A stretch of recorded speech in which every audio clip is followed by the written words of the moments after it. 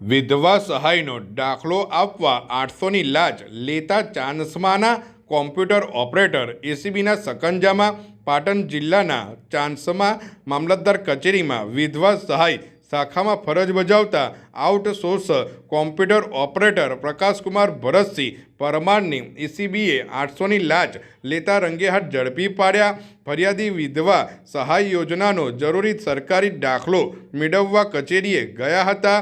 આ દરમિયાન દાખલો કાઢી આપવાના બદલામાં 800ની લાંચની માંગણી કરવામાં આવી હતી. ફરિયાદીના સંપર્ક બાદ પાટણ એસીબીએ છટકું ગોઠવી આરોપીને લાંચની રકમ સ્વીકારતી વખતે રંગે હાથ ઝડપી લીધો. હાલ આરોપી સામે ભ્રષ્ટાચાર નિવારણ કાયદા હેઠળ વધુ કાયદેસરની કાર્યવાહી હાથ ધરવામાં આવી રહી છે.